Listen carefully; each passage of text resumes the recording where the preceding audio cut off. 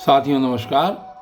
कल की वीडियो में आपने सुना था कि किस प्रकार अर्जुन को श्री कृष्ण जी समझा रहे हैं और ये कहते हैं कि ऐसा नहीं है कि किसी काल में मैं नहीं था, किसी काल में तुम नहीं थे, अथवा ये सब राजा लोग नहीं थे, और न ही ऐसा है कि किसी काल में मैं नहीं रहूँगा, तुम नहीं रहोगे, या ये राजा लोग नहीं रहेंगे। और आगे श्लोक नंबर 13 में श्री कृष्ण जी देखिए क्या कहते हैं, समझा रहे हैं अर्जुन को। देहिनो अस्मिन् तथा देहे कौमारम यौवनम जरा तथा देहांतर प्राप्ति धीरस्त्र न मुह्यते। अर्थात जिस प्रकार जीवात्मा इस शरीर में बालकपन के रूप में, जवानी के रूप में और वृद्धावस्था के रूप में रहती है, उसी प्रकार ये जीवात्मा नया शरीर धारण कर लेती है।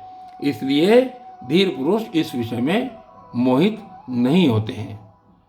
अर्जुन को समझा रहे हैं श्री कृष्ण जी और बता रहे हैं कि जिस प्रकार हमारे शरीर में आत्मा इन तीनों रूपों में रहती है, उसी प्रकार वृद्धावस्था के उपरांत यानी कि मृत्यु के उपरांत ये दूसरे शरीर को ग्रहण कर लेती है, धारण कर लेती है। इसलिए धीर पुरुष, धैर्यवान पुरुष इस संबंध में सोच विचार नहीं करते हैं, ऐसा वो कह रहे हैं। और देखिए आगे कह रहे हैं, मात्रा स्पर्शास्तु कौन्तेय शीतोष्ण सुख दुःखदाः आगमापायनो अनित्यास्तास्तिक्ष्व भारत। और ये जो सुख और दुख हैं, ये हमारे इंद्रियों को महसूस होते हैं और ये होने और न होने वाले हैं। ये होते हैं और समाप्त हो जाते हैं, अर्थात ये अनित्य हैं। ये अनित्य हैं, इनके संबंध में तू मत सोच। और हे भारत, हे अर्जुन, तू इन रोजाना होने वाले सुख और दुखों को, जो हमारे इंद्रियों को सुख और दुख प्राप्त होते हैं, तो इनको सहन कर। और आगे क्या कह रहे हैं श्री कृष्ण जी, देखिए, यम ही न व्यथ्यन्ते ते पुरुषम पुरुषभः सम दुख सुखम धीरम अमृतवात्वाय कल्पते।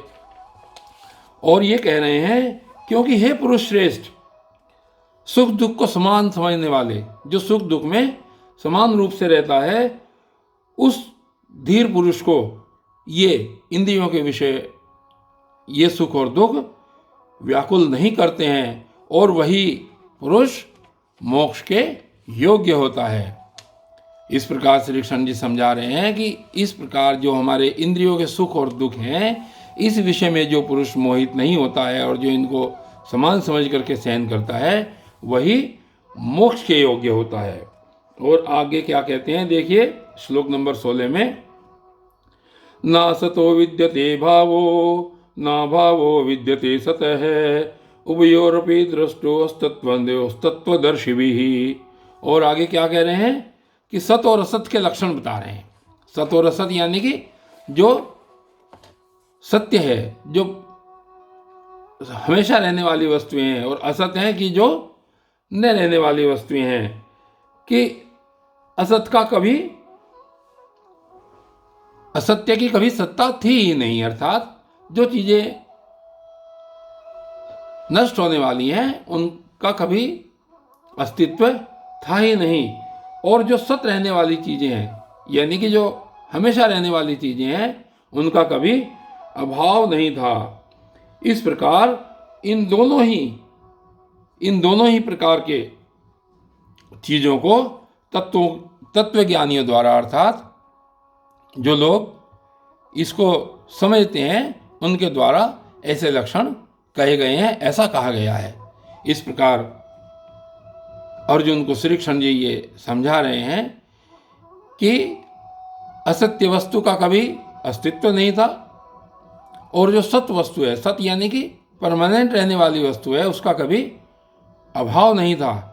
इस प्रकार के लक्षणों को तत्वज्ञानी लोग हमेशा देखते हैं, हमेशा जानते हैं।